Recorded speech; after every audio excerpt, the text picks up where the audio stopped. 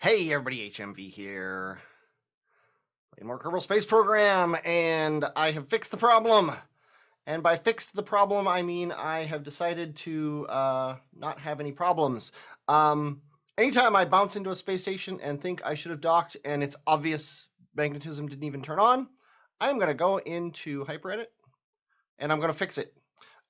In particular, for this, I'm going to go into Miscellaneous Tools and I'm going to make my liquid fuel and my oxidizer full on this ship. And that's it. It's now been fixed. I don't care that it's cheating. I don't care that, oops, I don't want boost button speed. Let's just close all. I don't care that that this ship still has the fuel in it that should have gone into this one. Doesn't matter to me.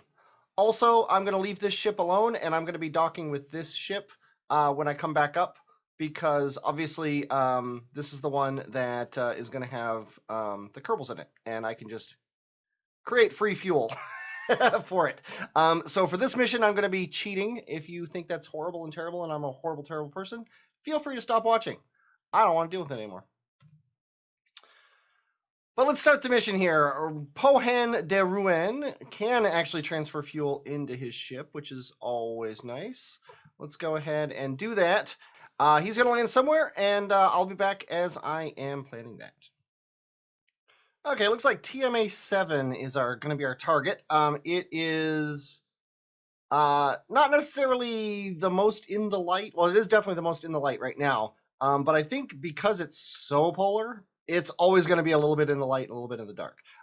We've also got, of course, lights on this guy. So let's go ahead and turn those on right now. I don't think they use up too much electric charge. They do actually use up a decent amount. So let's go ahead and turn them off for now. Let's wait until we've got full batteries. Probably should have hooked a battery onto that fuel tank. But oh well. It's also in the south, which means we're going to have to do a massive plane change. And it doesn't really matter when we do it. So let's go ahead and plan for it in the light.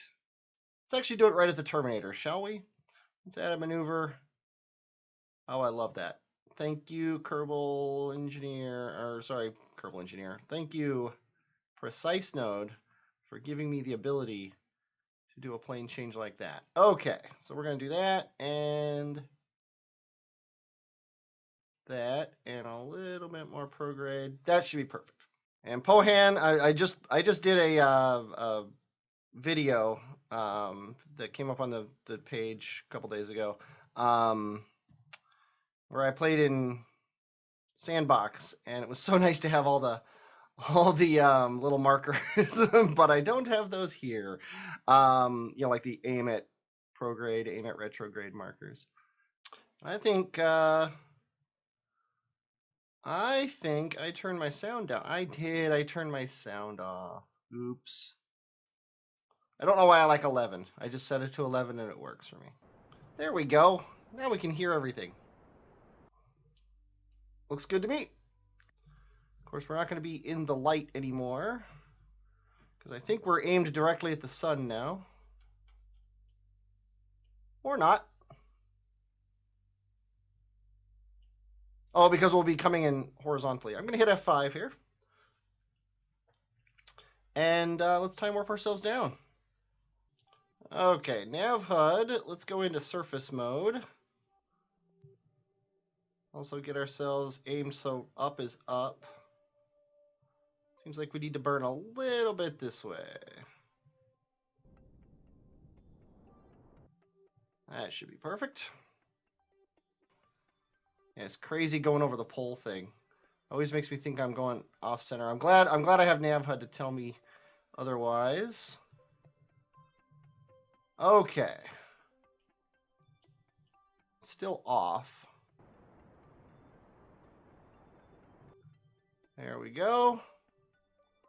And I think we're going to land up on the ridge here. Right here. And then go down, because I have a feeling that it's going to be down in this thing. From what I remember.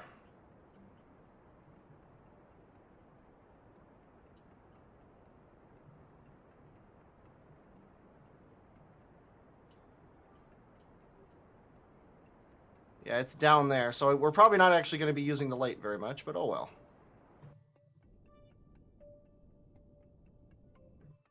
We'll land right here.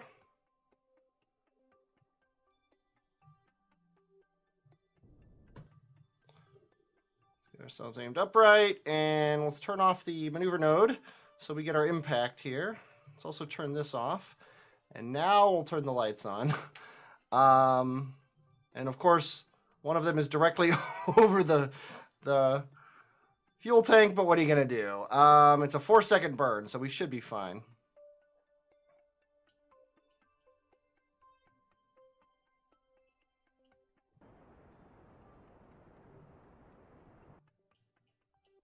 Looks pretty good.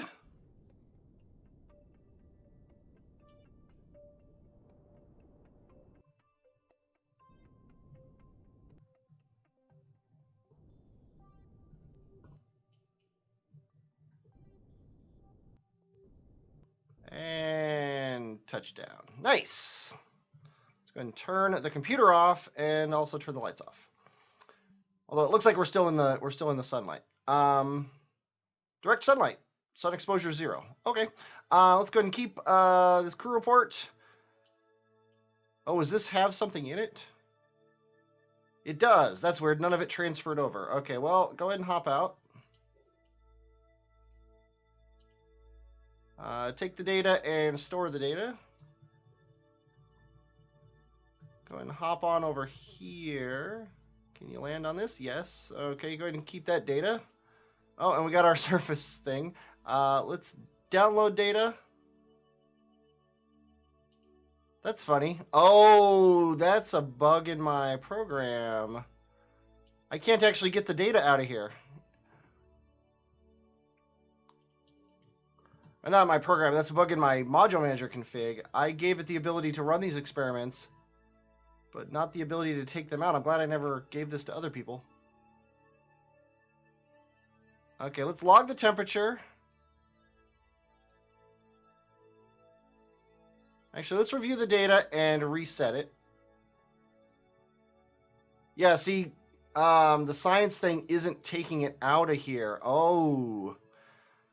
Yeah, I'll need to perform all science, keep. Yeah, and see that's the only one that it tries. That is kind of a major bug in my config. If this thing isn't taking the science out, which it doesn't seem to be doing for some reason.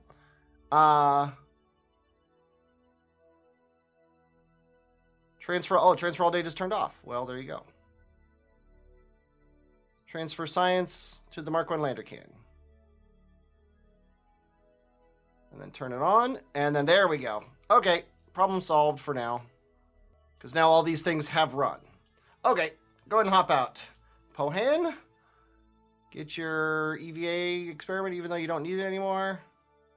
Yeah, that's right, it transfers them to you anyway. Let's go ahead and plant your flag so you get your experience for it. And then take it down. And let's go check out this anomaly. Go ahead and turn your lights on.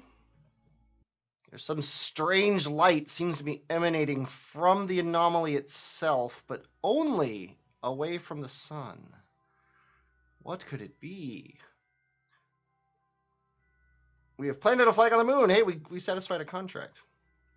The light also seems to be ahead of us in some weird way.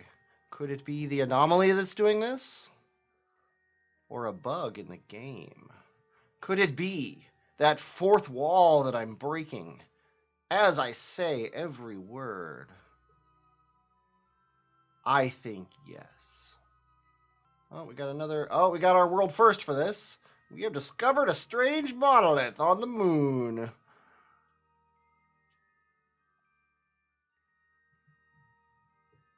Actually, going to keep nav HUD up here. We are traveling fairly quickly. We have to keep that in mind as we're going here, because it is so easy to get out of control on the moon. Oh, I can see the anomaly. It's actually well below the marker. Also got to be cognizant of our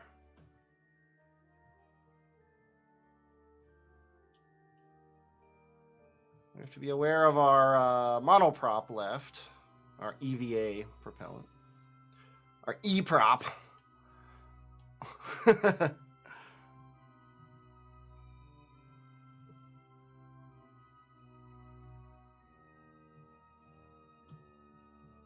It's always hard to come down for a vertical landing EVA. It's not so bad on Minmus where you have a lot of leeway, but doing it on Moon or anything bigger is can be kind of a pain. But it's looking pretty good. Let's go ahead and be all dramatic here.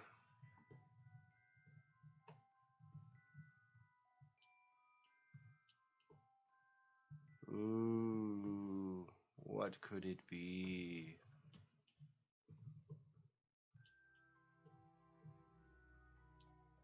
Oh, look, we can see underground, too.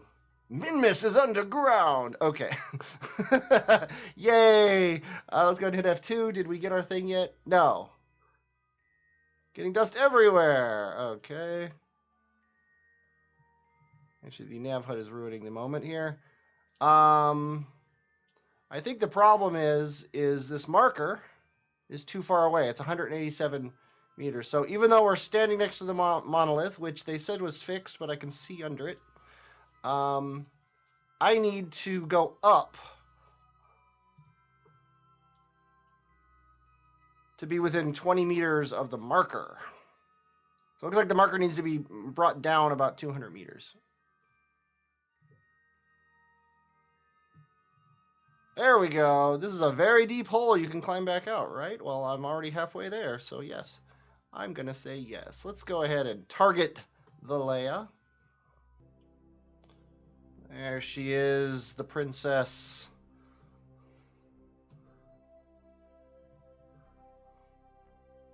I'm Pohan de Ruin. I'm here to rescue you. I'm here with Obi-Wan Kenobi.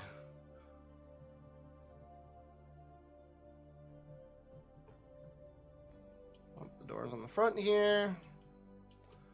Still got an entire 0.8 monoprop units. Yes, bored anyway. Any experiments you have are duplicates. Okay. Basically, we just need to go north. I would like to actually, you know what? I don't want to basically go north. I want to basically go, where's the sun? Where is the sun? Do-do-do-do. Where is the sun, and can I make it my target?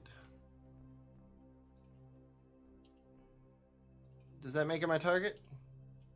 Right click, left click, click, click. There we go. I can set Moho as my target, and it's in the direction of the sun. Haha. Okay, let's turn nav HUD on. Where is Moho? Moho is that way. So we want to go either this way or this way, which means we want to turn the ship like this, and then we want to aim it this way. Okay, it's to the left or the right. And let's turn the computer on. Let's hit Z. Make sure we're not going to crash into anything. Looks like we're not. And then let's go ahead and do that.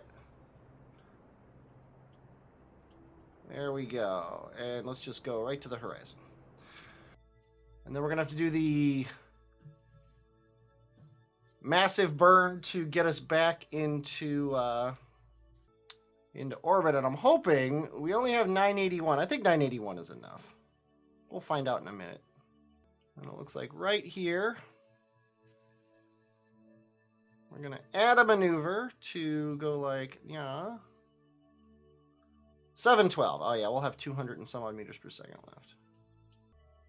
Yeah, if we can do this one, we can do all of them, because that was basically a landing at the pole.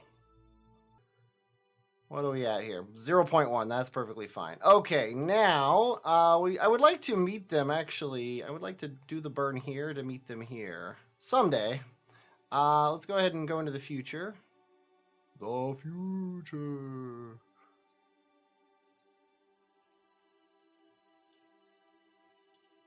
Okay, let's get rid of this. Let's use their tools. Let's add a close approach. Yeah, 28 kilometers on orbit 5. So if we add a maneuver here, and we burn up, and then we go 4 forward, 1, 2, 3, 4. There's our good close approach. Then all we need to do is keeping it on this one so that we don't lose our timing. Just do it like that. Yeah, one of the reasons I can justify using HyperEdit to put fuel in this guy is now that we're in this orbit, we could meet up with the station. Just with the chance of meeting up with the station and not being able to dock anyway. And the fact that the guys should be docked, the guy and the girl who are there already should already be docked to the space station. I think it's stupid to have to be forced to do both of those things. There we go. It's saying we're going to be 1.9 kilometers away. Let's see which direction. Okay, the maneuver node, or the direction marker is wandering that way. So if I burn this way and watch better burn time, it should tell me I'm continually getting closer. 0.7, 0.6, 0.5, 0.4, 0.2, 0.1, 0. I like 0. 0 means we could crash. And because it's 6 minutes away, it means when we crash, it will be in the sun.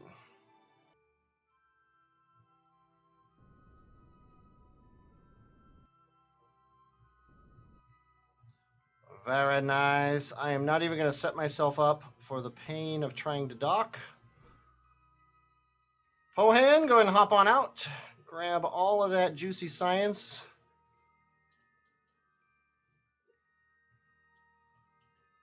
Head on over to the ship. Actually, tell you what, go ahead and stop.